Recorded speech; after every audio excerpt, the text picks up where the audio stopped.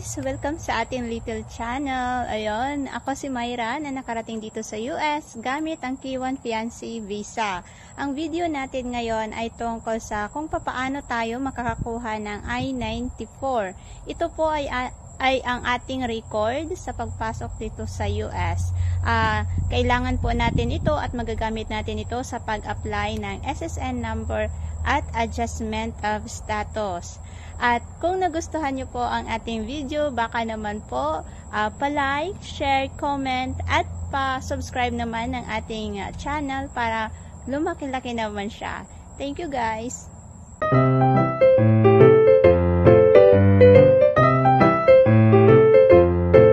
Hello guys! Ipakita ko sa inyo kung paano kumuha ng I-94. Ito ang ating record sa pagpasok dito sa US. Okay, search natin yung I-94. Meron na ako. Click natin yan.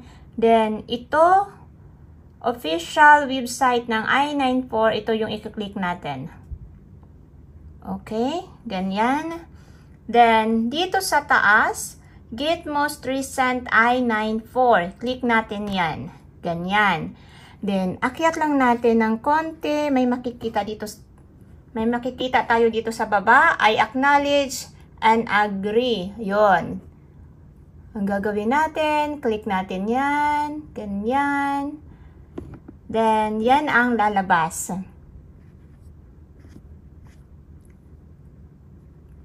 Yon. Meron ditong given name, yung first name, yung pangalan. Tapos yung apelyido, ilalagay nyo lang dito. Yung birth date, month, tapos yung year ng kapanganakan. Then, itong document number, ito yung sa passport number natin. Then, ilagay natin ang country. Siyempre, taga-Pilipinas tayo. Lagay natin ang Philippines. Then, click lang natin ang next.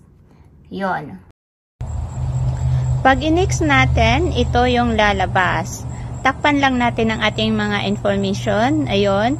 Makikita natin dito ang ating record number,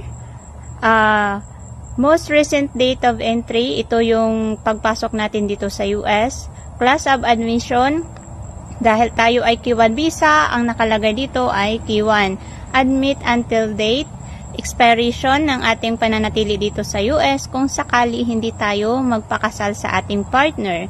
Ayun, ang ating mga information, name, last name, birth date, document number, ito yung passport number natin.